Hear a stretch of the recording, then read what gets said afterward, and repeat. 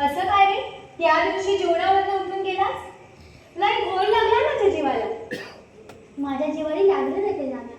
तुझा अधिकार मला माहित नाही, पण काका गर्व माझा अहंकार गळला म्हणून आपल्या दारी आलो.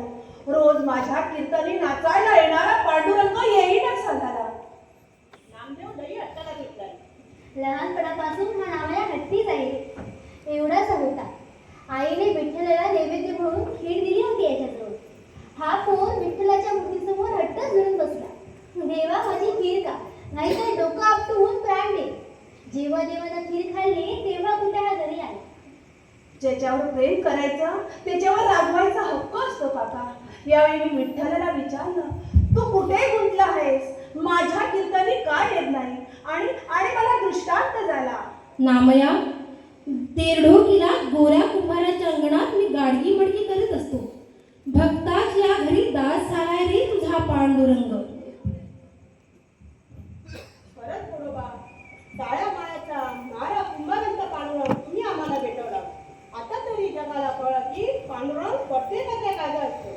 ही इच्छा होती बाबा. देव काही गुणाची मिराज नाही, जातीची नाही, श्रीमंतांची नाही.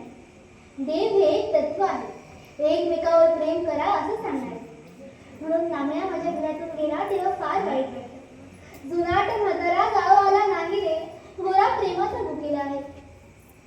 काका गर्वाने मिळत नाही. माणूस मात्र लहान होतो. मी हा अहंकाराने झालेला होतो. आपण रिकामा केला. प्रत्यक्ष पांडुरंग आपल्या दारी कामाला आला. भलतेच का बोलता? पांडुरंग माझ्या दारी कामाला आला? तुमचं डोसकं कुठं होतं? मगाला तेच तर सांगतात ते. काका तुमच्या दारी समाजाची भट्टी लावायला प्रत्यक्ष जनार्दन आला. अहो तो येतो कुंभार आणि ती रखमाई, तीच असावीत ती. आता प्रकाश पडला.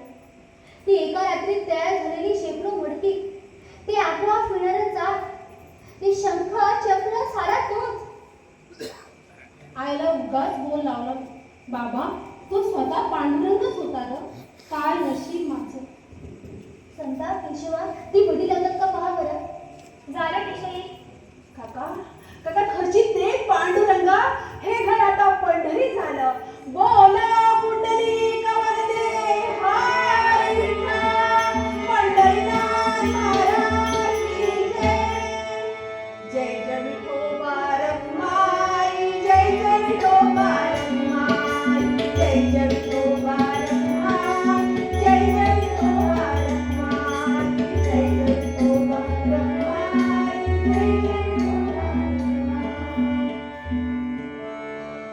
आज या विठ्ठलाची